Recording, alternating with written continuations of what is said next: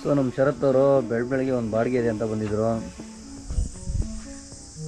ಬಾಡಿಗೆ ಏನಿಲ್ಲ, ನಿನ್ನೆ ಹೇರ್ಕಿ ಬಂದು ರಿಂಗ್ನೆ ಮತ್ತೆ ಅವ್ರ ಮನೆ ತಂದು ಇಳಿಸ್ಬೇಕು. ಕರೆಕ್ಟ್ ಇತ್ತು. ಸೊ ಇದು ಅನ್ಫಿಟ್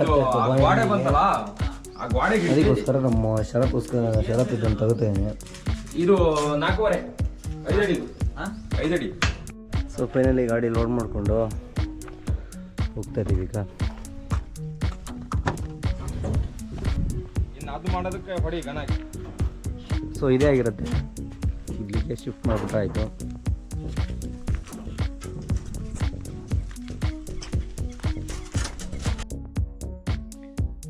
ಹಂಗೆ ನಾವು ಬಸ್ ಸ್ಟ್ಯಾಂಡ್ ಕಡೆ ಬಂದಿದ್ವಿ. ನಮ್ಮ ಫ್ರೆಂಡ್ಸ್ ಸಿಕ್ಕಿದ್ರು. ನಮಗೆ ಫ್ರೆಂಡ್ಸ್ ಸಿಕ್ಕಿದ್ರೆ ಬರೀ ಮಾತಾಡೋದೇ ಕೆಲಸ ಇರುತ್ತೆ. ಮಧ್ಯಾಹ್ನ ತನಕ ಮಾತಾಡಿ. ಸೊ ಫ್ರೆಂಡ್ಸ್, ಬಾಡಿಗೆ ಯಾವುದೂ ಇದ್ದಿಲ್ಲ. ಸೊ ನಮ್ಮದೇ ಒಂದು ಸ್ವಲ್ಪ ಕಡಿಕೆ ಥರ ಇತ್ತು. ಹೋಗ್ತಾ ಇದ್ದೀವಿ, ಬನ್ನಿ ಹೋಣ. ಸೊ ಜಾಸ್ತಿ ಏನು ಕಡ್ದಿರಲ್ಲ, ಒಂದು ಸ್ವಲ್ಪ ಇರ್ತವೆ, ಇಲ್ಲ ಸ್ವಲ್ಪ ಬನ್ನಿ ಈಗ ಲೋಡ್ ಮಾಡೋಕೆ. ಏಯ್ ಬಾರ, ಏಯ್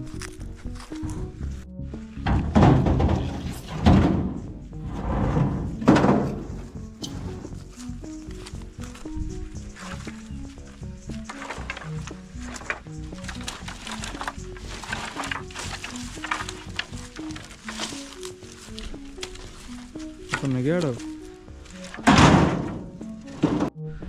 ಸೊ ಫೈನಲಿ ಕಟ್ಗೆ ಲೋಡ್ ಆಯಿತು. ಕರೆಕ್ಟ್ ಒಂದು ಆಟೋ ಅದು ಅಡ್ಡಿಲ್ಲ.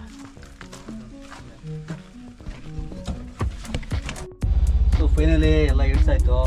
ನಾನಂತೂ ಮುಗಿಸ್ತಾ ಹೋದೆ. ಬನ್ನಿ ಇನ್ನೊಂದು ಬಾಡಿಗೆ ಇದೆ, ಹೋಗೋಣ. ಸೊ ಫೈನಲಿ ಗಾಡಿ ಲೋಡ್ ಆಯಿತು. ಹೋಣ ಈಗ. ಸೊ ಫೈನಲಿ ಇಲ್ಲಿ ಹೇಳ್ಸೋದಾಗಿರುತ್ತೆ. ಅಲ್ಲಿ ಲೋಡ್ ಆಯಿತು. ಗಾಡಿ ಕುಪ್ಪ ಇದೆ, ಕಾಣಲ್ಲ. ಬನ್ನಿ ಹೋಣ. ಹೇರಿ ಇಳಿಸೋವಾಗಲೇ ಬಾಗ್ಲತ್ತು.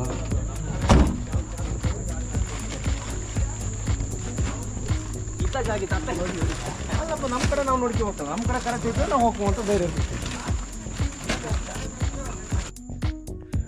ಸೊ ಟೈಮ್ ನೋಡ್ರೆ 11 ಕಾಲಾಗಿತ್ತು.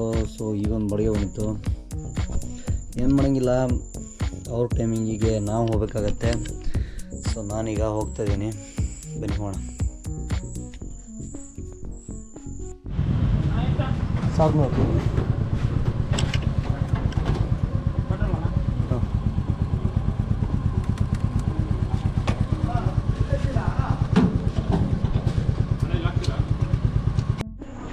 ಸೊ ಇದೇ ಫ್ರೇಮ್ ಆಗಿರುತ್ತೆ.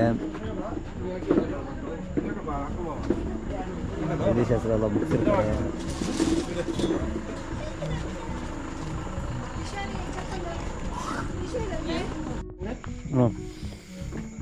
ನೋಡಿ, ಮದುವೆ ಮನೆಯಲ್ಲಿ 12 ಆದರೂ ಕೆಲಸ ನಡೀತಾನೆ ಇರ್ತವೆ. ಸೊ ಇವತ್ತಿನ ಬಾಡಿಗೆ ಮುಗೀತು. ಸಿಗೋಣ ನೆಕ್ಸ್ಟ್ ವಿಡಿಯೋಲಿ. ಬಾಯ್.